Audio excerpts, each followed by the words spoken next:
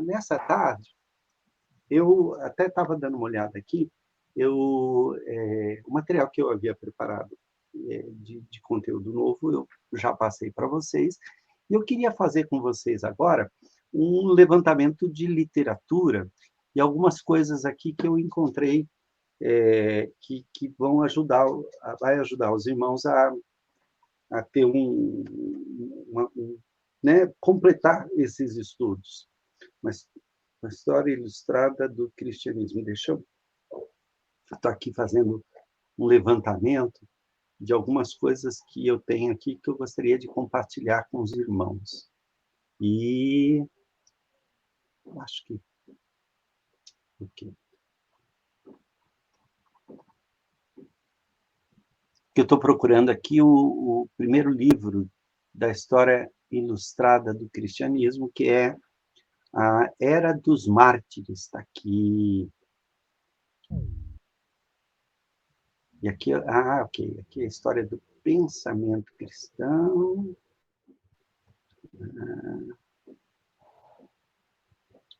Acho que eu achei o que eu queria aqui, que é o volume 1 e o volume 2.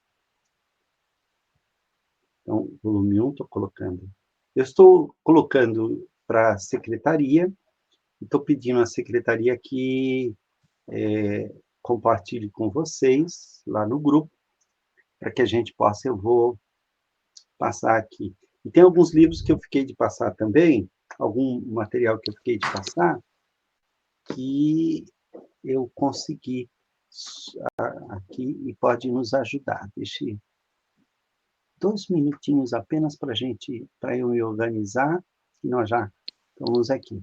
Eu tenho aqui um martiriológico e a Cidade Antiga, que foi recomendado pelo nosso irmão Maurício, que é um livro, consegui descobrir aqui, que acho que vale a pena os irmãos terem. Espero que... aqui tem o índice alfabético do martiriológico, e depois eu vou passar para vocês o link do material, tá bom? Acho que o Maurício... Graças a Deus, Maurício, eu estou feliz aqui de ver, estou vendo o chimarrão aí em cima da mesa, que bênção. O Maurício fez uma operação, né, meu irmão? É isso mesmo? Já que ele está aí já. Ok. Então, olha só, irmãos, eu queria compartilhar com vocês alguns livros que eu creio que vão nos ajudar as primeiras comunidades. Do Romano Pena. Você tem esse livro, Ricardo? E você tem ele em PDF ou tem em papel?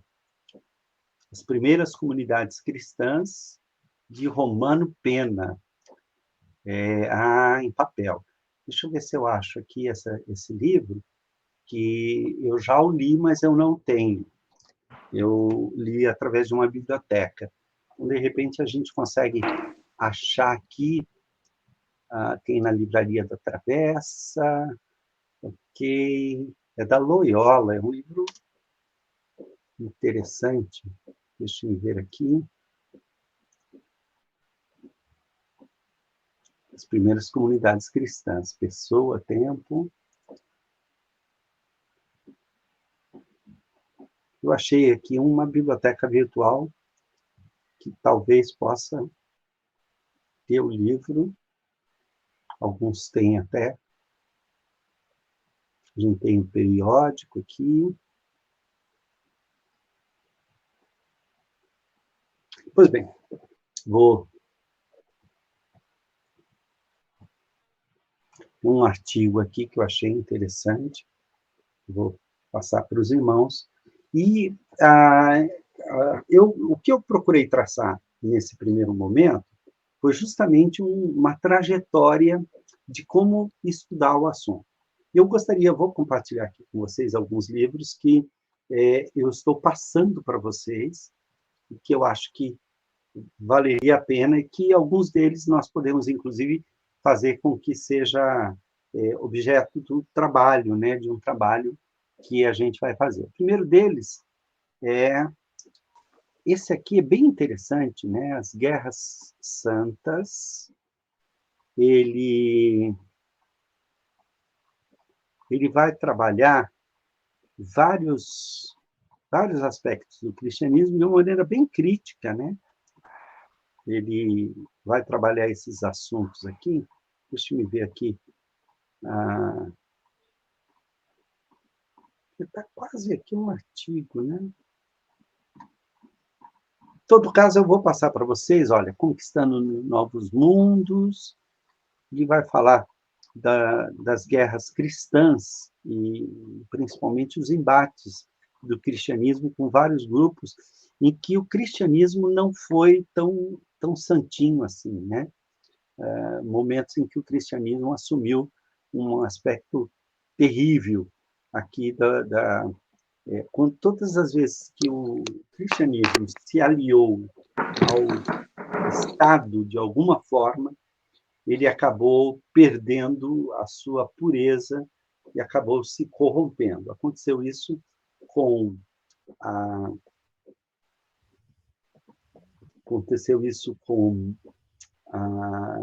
quando Constantino tutelou a igreja, e a partir daí você tem toda a corrupção que o Império Romano acabou trazendo para o cristianismo.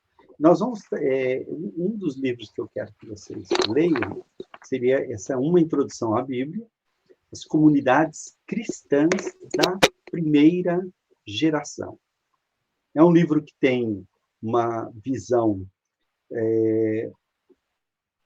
mais para a teologia da libertação, mas é um livro que trabalha com fatos históricos muito interessantes. Então, eu já mostrei para vocês aqui as primeiras comunidades, né? As comunidades de Paulo, as comunidades helenistas, e a gente tem aqui, ele praticamente trata a respeito do apóstolo Paulo, e ele vai falar incidentalmente sobre as perseguições. Tá? Deixa eu ver esse outro aqui. As comunidades da segunda geração. Aqui, uma introdução, chegou ao seu último volume, que está dividido em duas partes. A primeira é uma introdução à vida das comunidades primitivas da segunda geração cristã, especialmente a literatura cristã do Segundo Testamento, que é o Novo Testamento. E a segunda parte deste volume trata da vida das comunidades de terceira geração. Então, só para a gente entender, né, as comunidades de primeira geração são a chamada era a partir do ano 60. Olha aqui. Para início dessa época, optamos pelo ano 67, uma vez que deve ser a data aproximada em que já não estão mais vivas as testemunhas que haviam convivido com Jesus. Para a data final deste período, com exceção de João, né, decidimos pelo ano 97, quando já nos encontramos na terceira geração.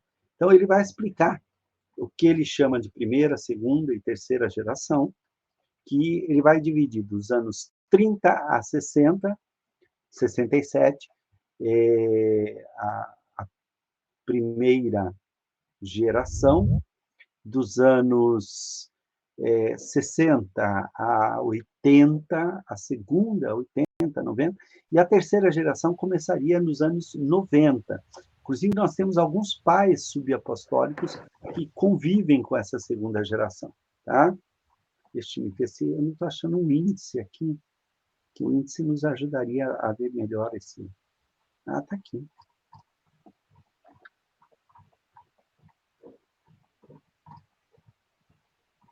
Está ruinzinho, mas está aqui.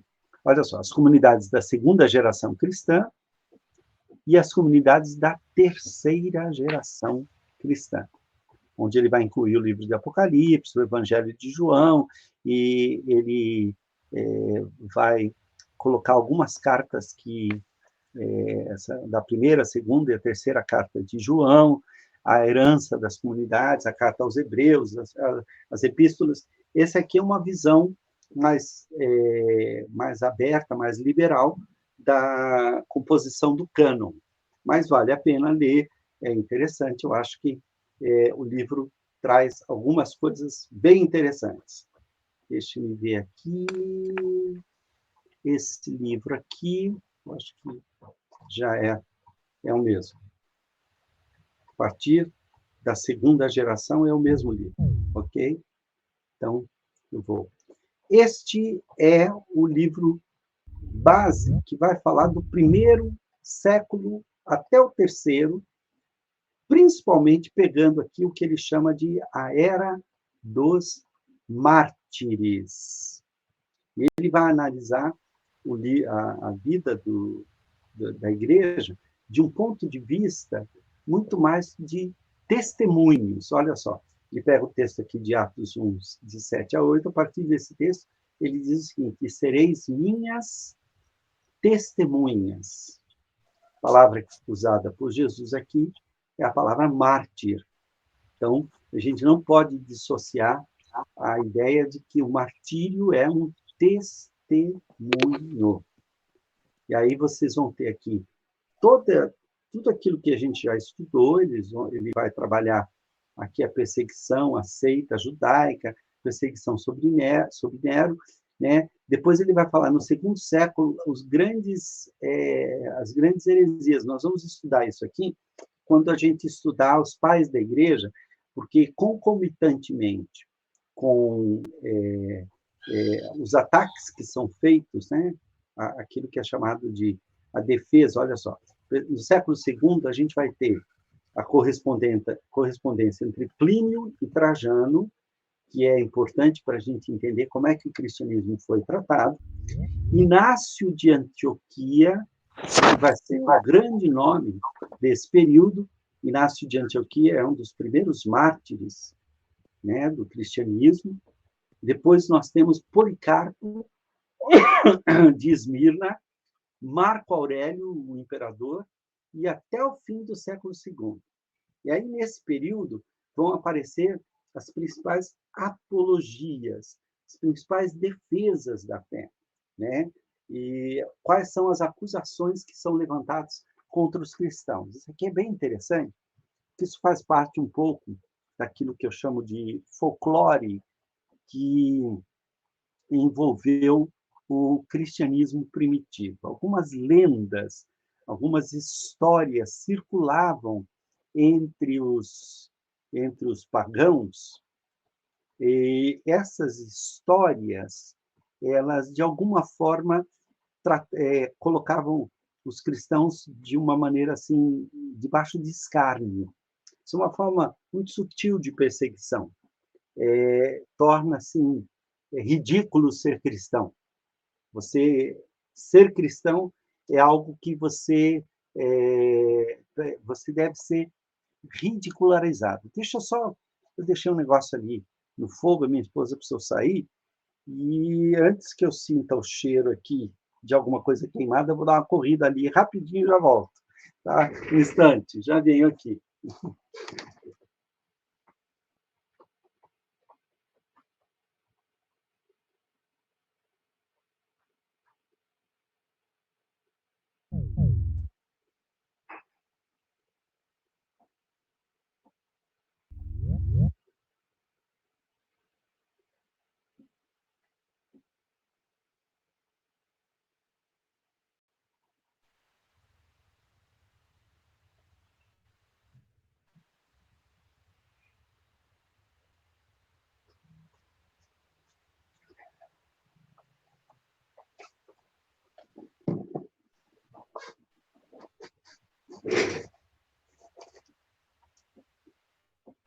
Ok, voltei.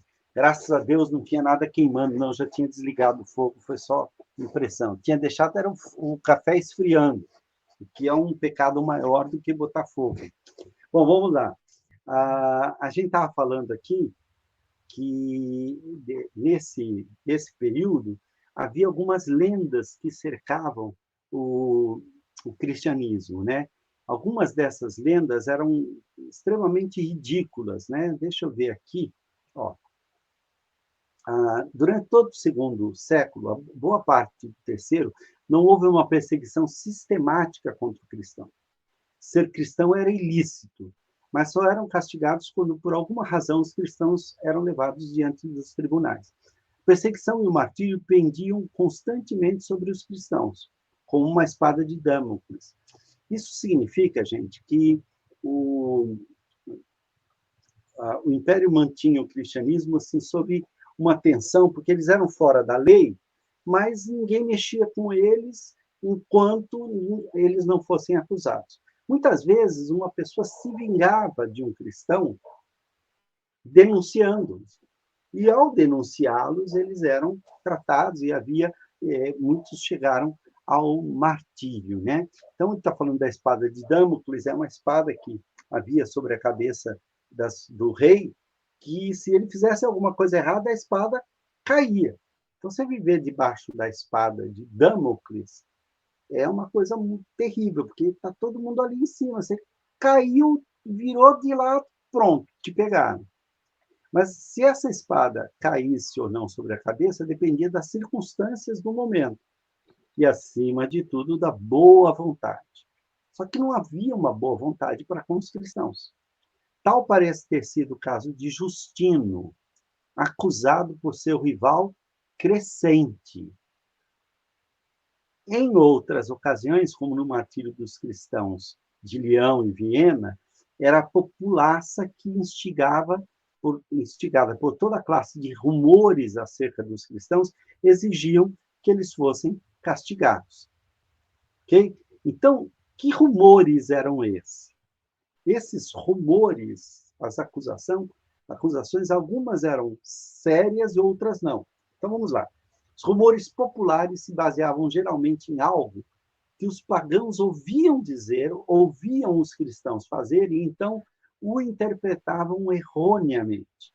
Por exemplo, os cristãos se reuniam todas as semanas para celebrarem uma refeição a que frequentemente chamavam de festa de amor. Essa refeição era celebrada em privativo e somente eram admitidos os que já haviam sido iniciados na fé, isto é, os batizados. Além disso, os cristãos se chamavam irmãos entre si. E não faltavam casos em que homens e mulheres diziam estar casados com seus irmãos ou irmãs, que era uma maneira de dizer. Na própria Bíblia a gente tem, né? Paulo dizendo assim, olha, Pedro se faz acompanhar de uma esposa, sua irmã. Então, os não cristãos começaram a falar, escuta, eles cometem incesto. Eles casam com os irmãos. Baseados nesses fatos, foram-se tecendo rumores cada vez mais exagerados. E muitos chegaram a crer que os cristãos se reuniam para celebrar uma orgia em que se davam uniões incestuosas.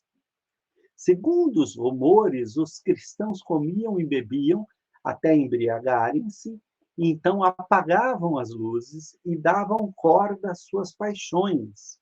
O resultado era que muitos se uniam sexualmente aos seus parentes mais próximos. Percebam que é um rumor, né, ridículo e tal. Também baseado na comunhão, surgiu outro rumor. Já que os cristãos falavam de comer a carne de Cristo, e já que também falavam do menino que havia nascido num estábulo, alguns dos pagãos chegaram a crer que o que os cristãos faziam era esconder um menino recém-nascido dentro de um pão e o colocarem diante de uma pessoa que desejava ser cristã. Os cristãos, então, ordenavam que cortasse o pão e logo que devoravam o corpo, ainda palpitante do menino, o neófito que se havia feito participante de tal crime ficava, assim, comprometido a guardar o segredo. Outra estranha opinião que alguns sustentavam era que os cristãos adoravam um asno crucificado. Olha o que você vê aqui, uma imagem que foi encontrada em alguns lugares de Roma, né? E que diz assim que fulano de tal, o nome dele está aqui, adora Cristo. E o Cristo aqui é apresentado com a cabeça de um jumento. Né? Algum tempo antes, Olha, em Roma, essa inscrição popular em que aparece um personagem em atitude de adoração ante um homem crucificado com cabeça de asno. A inscrição diz, em grego, Alexâmeno adora a Deus. Trata-se de uma inscrição do século II, que mostra o que os pagãos pensavam acerca do cristianismo. Tá? Essas acusações eram ridículas e tal, mas elas circulavam. E esse é o tipo de coisa que é difícil você combater, né? Porque se você diz, não, isso é mentira, eles estão dizendo, é claro que você vai dizer que é mentira, você é cristão, faz essas coisas e tal. Havia outras acusações que se fazia contra os cristãos, mas não pelo povo mal informado, mas por pessoas cultas. Algumas delas conheciam algo das doutrinas. Então, essas acusações poderiam ser resumidas em uma: os cristãos eram pessoas ignorantes cujas doutrinas pregadas sob um verniz de sabedoria eram, na realidade, nécias e contraditórias. Em geral, essa era a atitude dos que adotavam os pagãos cultos e de boa posição. Eles desprezavam, né? Na época de Marco Aurélio, um autor erudito, se chamava Celso, compôs contra os cristãos um tratado que chamou A Palavra Verdadeira. Celso expressa o sentimento e diz que, como eles, se consideravam sábios e refinados. Então, olha só. Em algumas casas privadas, encontramos com pessoas que trabalham com lã e com trapos, e como sapateiros, isso é, as pessoas mais incultas e ignorantes. Diante dos chefes da família, essa gente não se atreve a dizer uma só palavra. Mas assim que conseguem apertar-se com os meninos da casa, ou com algumas mulheres tão ignorantes como eles, começam a lhes dizer maravilhas. Os que deveras queiram saber a verdade, que deixe seu mestre a seus pais e que se juntem com as mulheres e os meninos às habitações das mulheres, ou à oficina do sapateiro, à selaria, e ali aprenderão a vida perfeita. É assim que essas pessoas, esses cristãos, lhes dão crédito. Vocês podem ver que Orígenes, um dos pais apologetas, ele escreveu contra Celso. Ok? Tem o livro Contra Celso. Cornélio Fronton, que havia sido mestre de Marco Aurélio, compôs outro ataque contra os cristãos que, infelizmente, se perdeu. Entretanto, é possível que o autor cristão Minúcio Félix esteja citando a obra de Fronton, ao pôr nos lábios de um pagão as seguintes palavras. Tem aqui as palavras do Fronton, né? O que eles dizem, basicamente, é que os cristãos eram incultos e incapazes de trazer alguma adoração. Esse movimento deu origem aos pais, que nós vamos estudar na patrística e na patrologia, que são chamados os pais apologistas, que são principalmente aqueles que escreveram durante o segundo século. Você tem o discurso de Diogneto, talvez Quadrato tenha escrito isso, deixa eu ver, Justino Mártir escreveu várias coisas, diálogo com Trifon e tal, discurso aos gregos, e 3 livros, e Autólico, e vários outros livros. Tá? Olha, o Minúcio Félix aqui já foi citado, ele escreveu Apologia de Apologia foi contra o Minúcio Félix.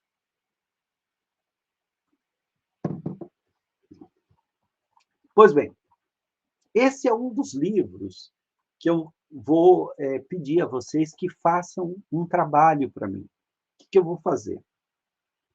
Eu quero pegar o nome de vocês e nós vamos dividir de acordo com os capítulos do livro.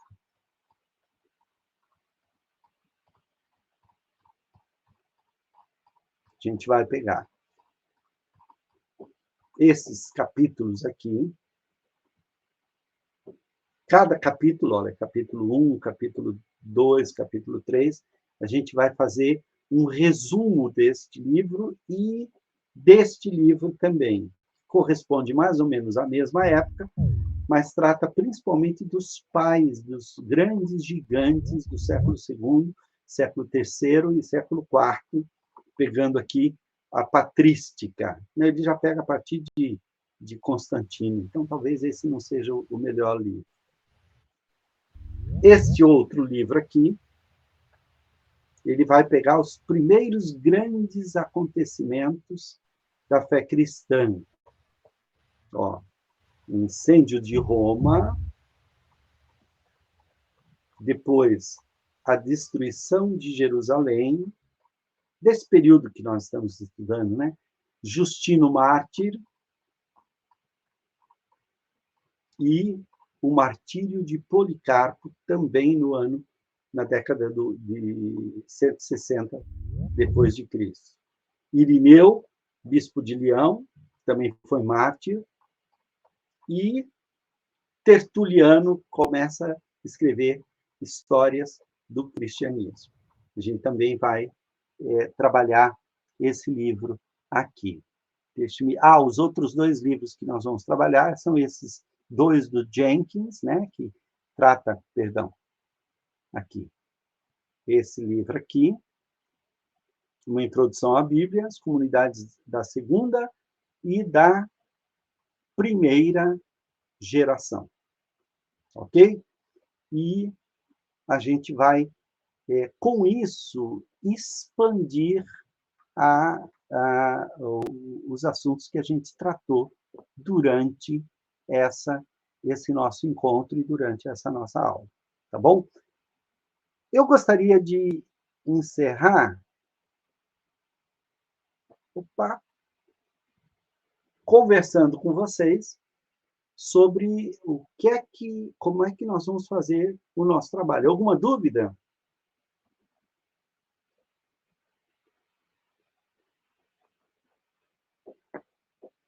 Oportunidade para falar, para comentar.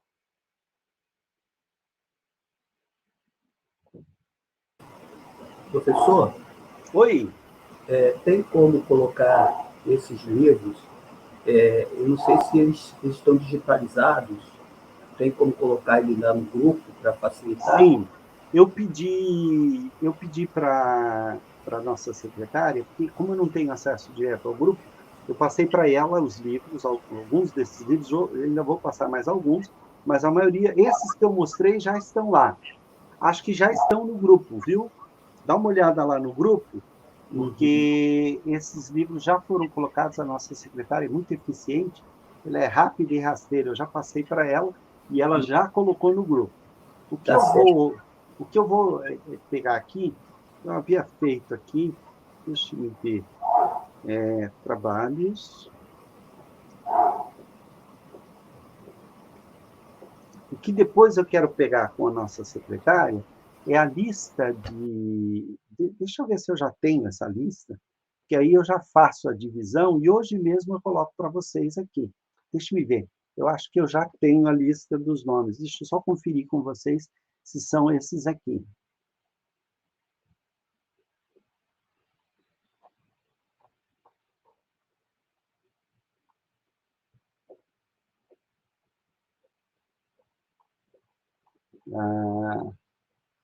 Deixa eu ver. É a turma 2 online, eu acho que é essa turma. Deixa eu abrir aqui, apenas para eu ter certeza, porque aí eu faço a divisão dos trabalhos e mando para vocês.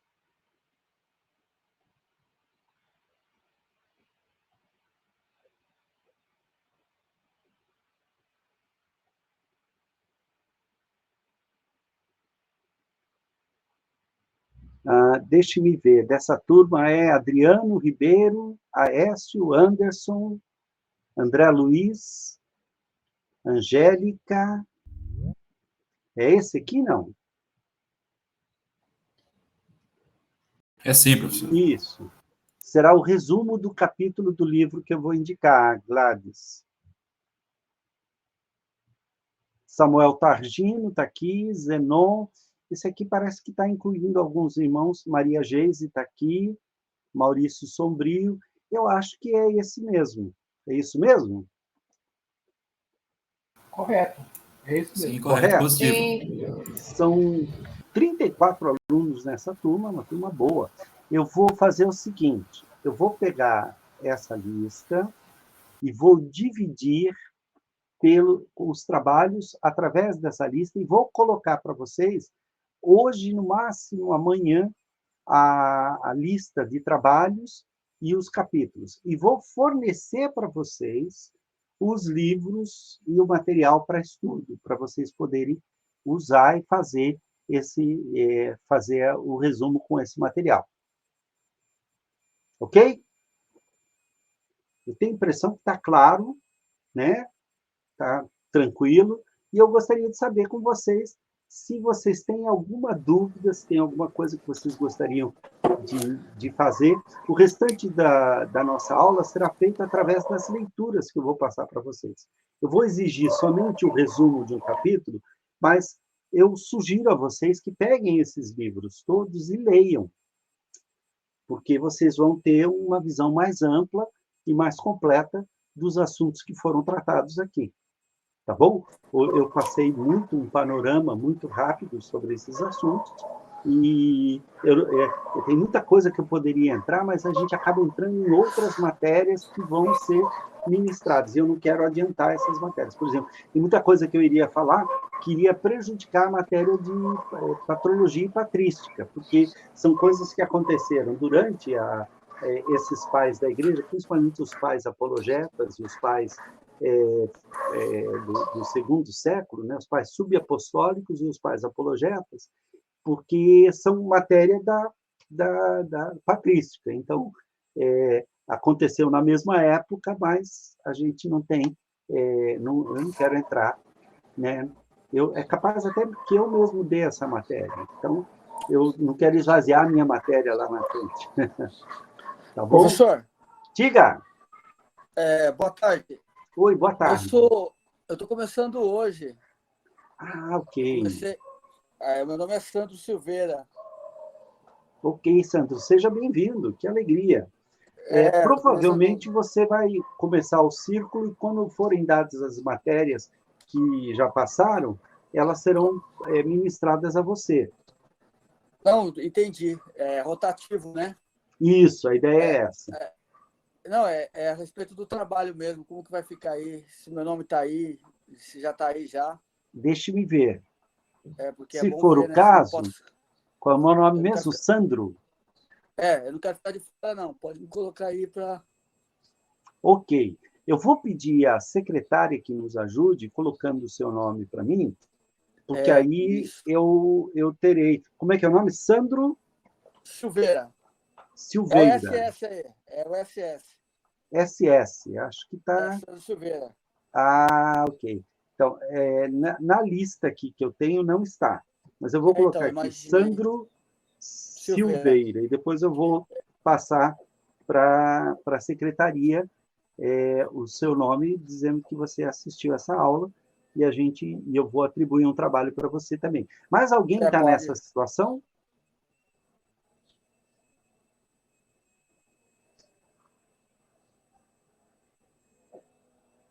Eu acho que só eu, né? Eu acho que, por enquanto, só você. O nosso irmão da África, será que está aqui? É o... Professor. Pois não.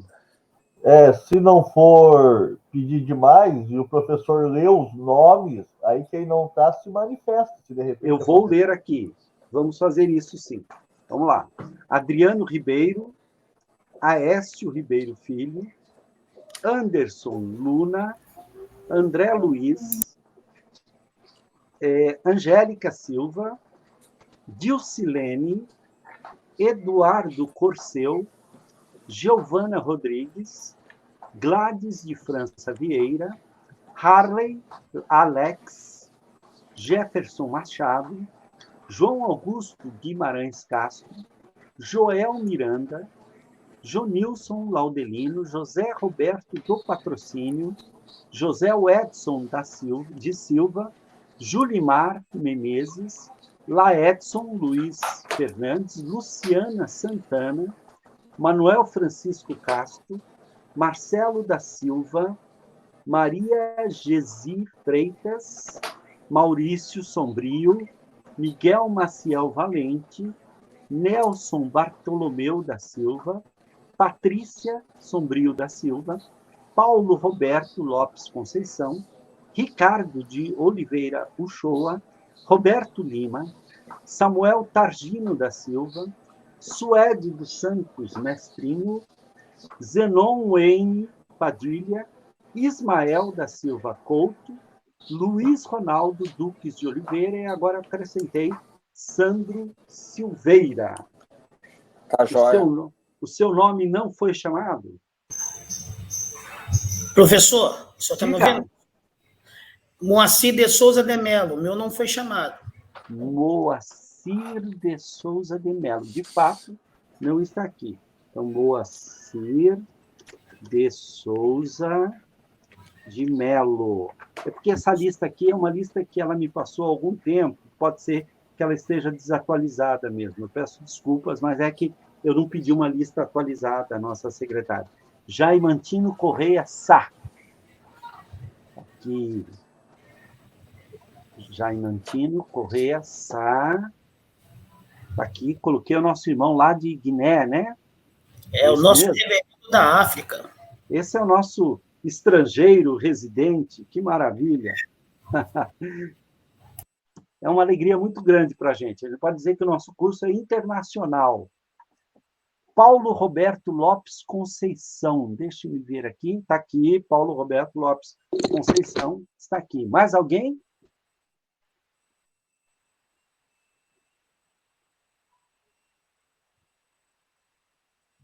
Queridos irmãos, então, eu vou... Qualquer coisa, eu estou à disposição. Se os irmãos tiverem alguma pergunta sobre o que nós estudamos, alguma coisa que os irmãos acharam que ficou faltando e quiserem colocar, eu sei que muitos irmãos aqui já têm algum tempo de ministérios, têm muita leitura, e pode ser que eu tenha deixado escapar algum assunto, alguma coisa. Eu estou aqui à disposição para que os irmãos nos ajudem nesse sentido. Se você quiser aproveitar esse momento e falar, é a hora que a gente pode compartilhar aqui algum conhecimento.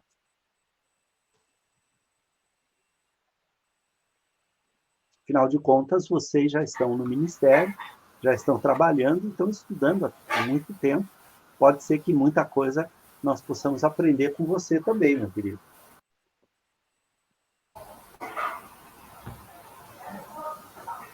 Samuel, pode falar?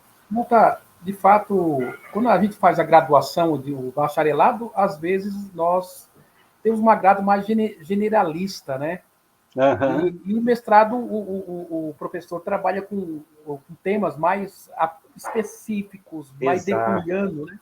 Uhum. Então, enriqueceu, foi uma ótima aula. Que bom, meu irmão. Agradeço pelo teu testemunho, espero que tenha ajudado. O Maurício está perguntando aqui qual livro, quantos capítulos para o trabalho e quantas laudas. Eu vou produzir um documento com os nomes de vocês, os livros, os capítulos, e direi quantas laudas será necessário. No máximo 3 a 4 laudas vai ser suficiente para fazer o resumo, porque os capítulos não são muito longos. Tá bom, Maurício? Obrigado, Anderson. Muito obrigado mesmo. E o Laedson também disse que foi muito tranquilo, muito bom. Na realidade, a necessidade de leituras, é isso mesmo. O que vai acontecer é que vocês vão completar com as leituras que serão muito enriquecedoras, né? A Gladys, é verdade que um dos motivos da queda romana foi a conversão de soldados? Sim, é muito possível.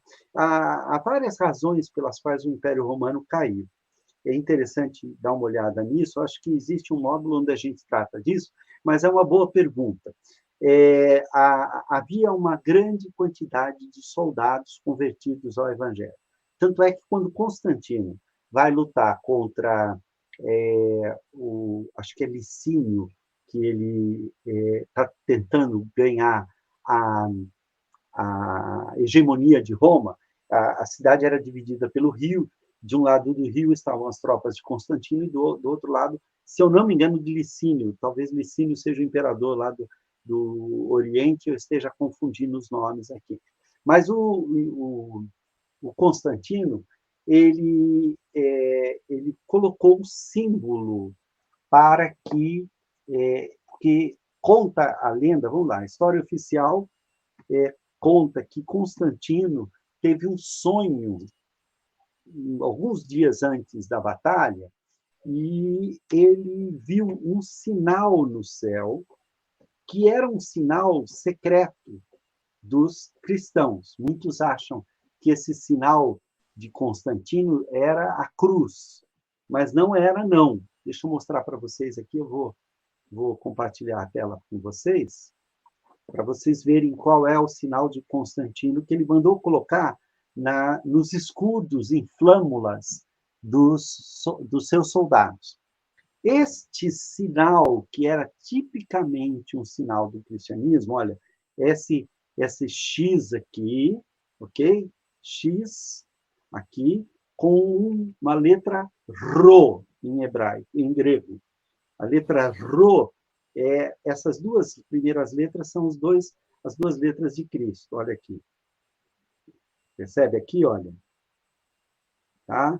E aí, esse aqui já não, esse é posterior.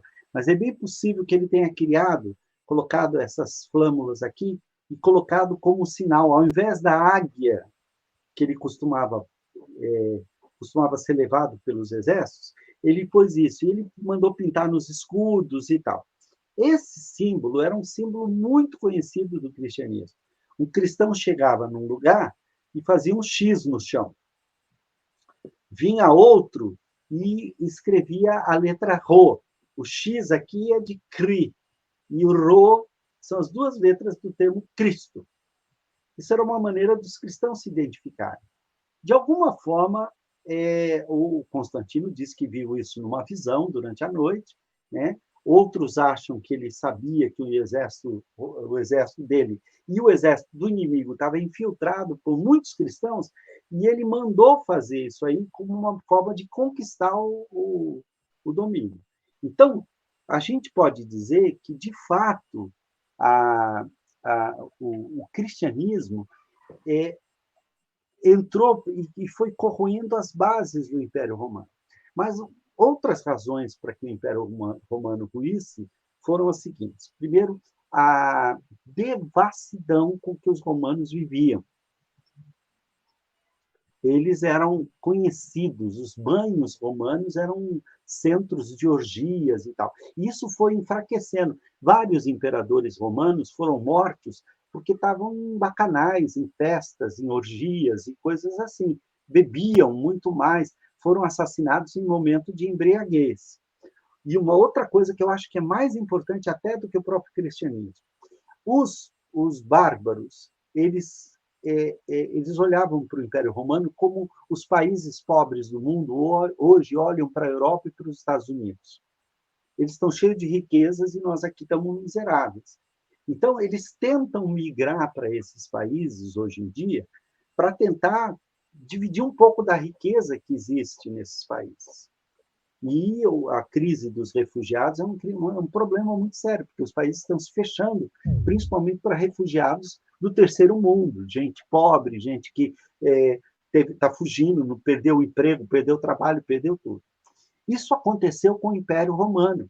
Na verdade, quem destruiu o Império Romano, né, foi principalmente os bárbaros que haviam se tornado romanos, mas se tornado romanos dentro do exército, foram incorporados ao exército.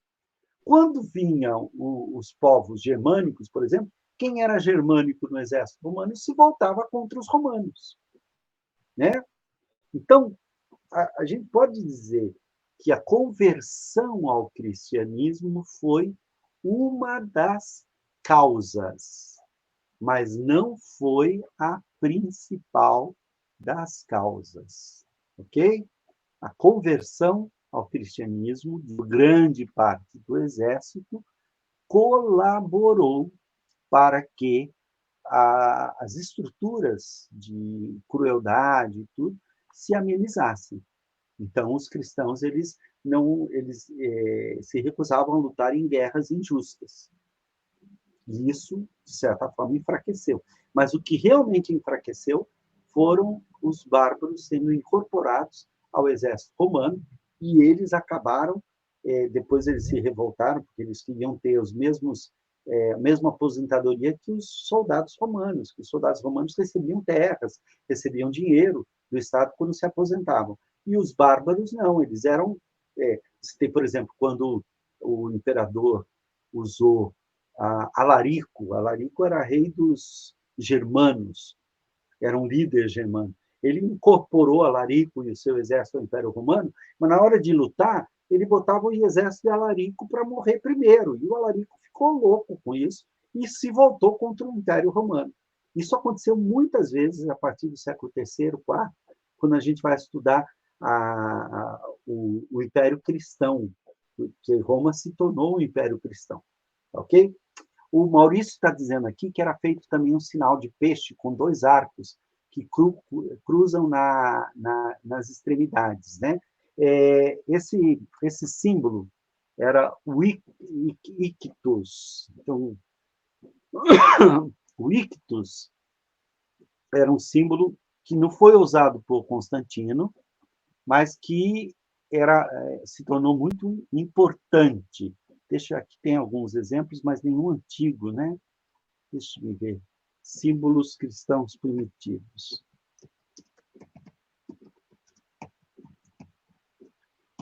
Ictus, em grego, significa peixe. E aí, o que os cristãos faziam? Eles desenhavam um peixe. E essa era uma maneira de se identificar. Eu achei alguns aqui, olha, são símbolos cristãos primitivos que foram encontrados nas escavações, né? Você tem aqui uma cruz, né, com um símbolo aqui de santidade, mostra 2 peixes como se fossem ligados a essa cruz num anzol, ok? Porque Jesus tinha dito que os cristãos se tornariam pescadores de homens.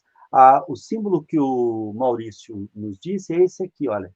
O que está escrito aqui em grego é ictis. Ictis. Parece xote, mas é ictis. Ictis é peixe, mas é um anagrama também. Jesus Christos Theos Huios Sóteros. Jesus Cristo de Deus Filho Salvador. É um acróstico, exatamente. O Sandro está nos lembrando aqui. Então, esse acróstico forma a palavra peixe, ok? Você desenha um peixe no chão, vem alguém e escreve peixe, ninguém desconfia, né? Mas isso era uma maneira de se identificar os primeiros cristãos. Olha, aqui tem a iconografia, né?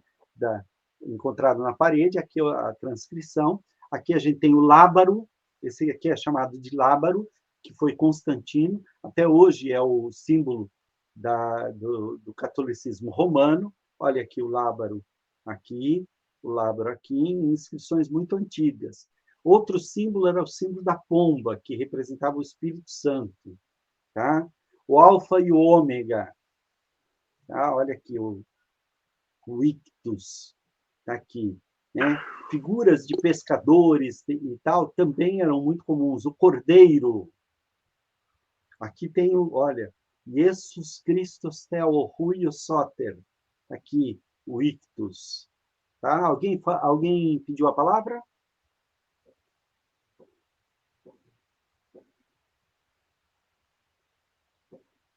Mais alguma dúvida? Mais alguma pergunta?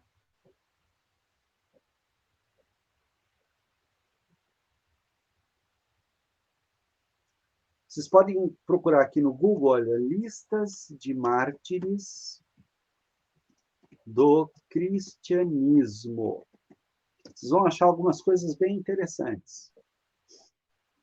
Ó, tem aqui os livros, né? Conhecendo os mártires da Igreja Primitiva. Tem na Amazon o livro dos mártires. Esse livro dos mártires também. Tá? O filme Covardes mostra o peixe, era um símbolo secreto, é isso mesmo, tá certo. Uma outra procura que vocês podem fazer, Ao invés de usar o Google comum, vocês podem usar o Google acadêmico. O Google acadêmico, ele dá trabalhos científicos, trabalhos acadêmicos que são mais consistentes. Normalmente são trabalhos que podem ser usados. Então, você põe aqui, olha, martirológico cristão.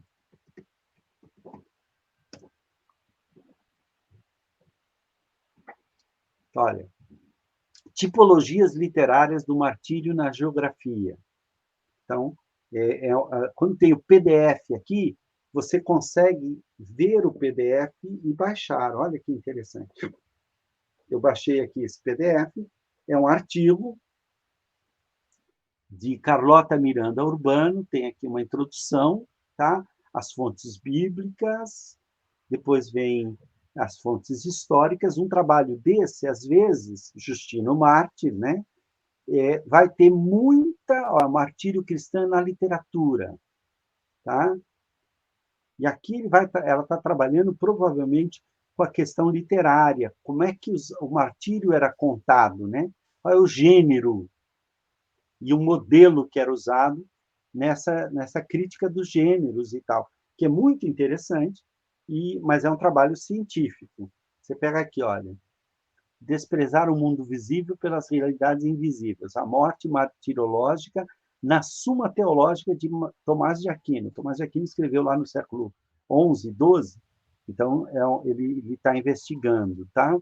Que mais? O fenômeno martirológico no século XIII, a relação da viagem e naufrágio da nau São Paulo, de Henrique Dias, e a questão do martiriológico. Você vai encontrar trabalhos muito interessantes, as narrativas judaico-cristãs sobre o martirológico, Askenazi, medieval. E aí você vai, né? Como é que o martírio aparece nas obras da arte moderna? E aí você vai encontrar, por exemplo, aqui vários assuntos. A pesquisa feita pelo Google acadêmico é muito rica e pode ajudar muito vocês com trabalhos bem feitos. Quando você procura direto na internet, vem todo tipo de coisa, né? Nem tudo é confiável. Mesmo esses trabalhos científicos, é claro que há críticas e há visões divergentes que podem ser utilizadas pelas pessoas e tal. Quando a gente já está no mestrado, a gente não pode mais ler nada inocentemente. Achar que tudo que está sendo dito é a mais pura verdade porque está escrito. Não. A gente tem que ter uma desconfiança metodológica. A gente tem que sempre procurar ver o que escreveu, tem que provar. Onde é que está a prova disso? Onde você pegou esse material? Aonde você foi buscar isso aqui? Olha aqui, ó, A Paixão de Perpétua e Felicidade, que eu falei para vocês. É um livro. Olha que interessante. Ó, é esse livro aqui. Sistema das Primeiras Perseguições Anticristãs, Sistema Literário da Paixão de Perpétua e Felicidade, e vai analisar o texto que chegou até nós, vai fazer uma análise crítica disso, tá? Inclusive questionando se é verdade ou não. Sistema tradutório da Passio Perpétua e Felicitatis, né? O sistema apologético contra os espetáculos de fé, que eram aqueles espetáculos onde os cristãos eram mortos, tá? E aí a Paixão de Perpétua e Felicidade nos Sermões de Santo Agostinho. É um livro que vale a pena, parece ser interessante, tá? Se quiser comprar o e-book, é R$30. Você vai conseguir, no máximo, umas pagininhas aqui. Mas você fica sabendo que esse livro existe e que vale a pena. É um livro que você pode aprofundar os assuntos que a gente estudou aqui, tá? Outro livro é O Espelho dos Mártires. tá? É um livro anabatista, onde ele procura analisar e botar todos os mártires dentro da igreja do movimento anabatista. Eles eram todos anabatistas lá do início do século e tal. Vale a pena, são estudos interessantes e que nos dão aí várias informações que podem nos ajudar. Tá bom? Mais alguma coisa? Já chegamos às 14 horas, então nós vamos encerrar nosso encontro. Quero agradecer a vocês. Viram a foto lá com vocês?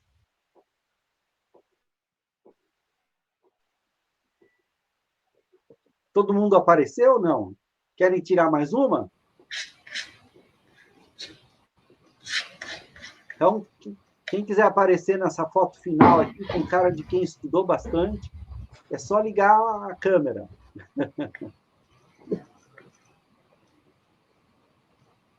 A gente fazer uma foto legal. Tem muita gente, olha, tá bonito esse negócio. Tá bacana. O nosso irmão lá da África estava com a filha bonita ali do lado. Chama ela para participar da foto. Noemi? Chama ela, assim, participa da foto. Se alguém tiver com cachorro, com criança, pode pôr na foto também. Fica aí, nada. Eu, por exemplo, eu não tenho nem cachorro, nem criança. Máximo, minha esposa saiu, foi visitar. Olha que moça bonita, dá um sorriso bem bonito. Tá? Para você rir. Tá? Isso, é para você mesma, para você sorrir. Vamos sorrir, gente. Atenção, da outra vez foi assim, ó. Não, para você tirar foto. Isso. Vamos lá. Agora, acho que já saiu a foto. Vamos ver como é que ficou aqui. Espera aí. Nem todo mundo saiu, mas está bacana. Vou colocar lá para a gente ter. Eu já, inclusive, publiquei essa foto na... apareceu mais gente aqui, vamos fazer outra foto. Teve gente que não apareceu na primeira. Vamos fazer outra aqui. Deixa eu salvar essa aqui. Está aqui, olha, Facite. Eu vou salvar, senão eu perco. Vamos lá. E agora eu vou tirar mais uma. Sorriam, gente. Aproveita. Olha lá. Deixa eu ver se apareceu alguém aqui nesse meio tempo. Apareceu mais gente. Vamos lá. Todo mundo sorrindo. Vai. Isso. Quem tem livro publicado podia pôr o livro aí para fazer propaganda. Gente, Deus abençoe vocês. Muito obrigado pela paciência. Nossa aula foi mais curtinha hoje. Normalmente eu vou direto até as 4, mas eu acho que já passei um material bom para vocês poderem estudar e nós vamos ter a oportunidade de dar continuidade a esse estudo através dos livros. Vou mandar para vocês alguns livros muito bons que eu tenho aqui e a gente já vai compartilhando essa bênção e vai abençoar muito a vida de vocês. Tá bom? Muito obrigado, gente. Deus os abençoe. E os vídeos eu vou passar para a nossa secretaria e elas poderão passar para vocês esses vídeos. Tá ok? Um abraço, professor. Um abraço, turma aí. Um abraço, gente. Deus abençoe a vida de vocês. Deus abençoe muito. Deus abençoe, viu? Obrigado, professor. Amém, amém. Deus abençoe vocês. Vamos mandar o trabalho o mais rápido possível para vocês terem esse trabalho em mãos e a gente poder ser abençoado com isso. Tá? Obrigado, professor. Gente, Deus abençoe vocês. Bom final de dia, bons trabalhos de domingo. Amém. Amém. Um abraço aos colegas. Um abraço aos colegas, muito bem lembrado, Paulo. É isso aí, gente. Deus abençoe. Depois eu vou querer saber de onde todos vocês são. Eu vou pegar as informações aqui com a secretaria. É uma bênção. Deus nos deu essa oportunidade de a gente poder ter uma aula remota, assim, com gente lá da África, com gente de vários lugares do Brasil. Isso é muito abençoador.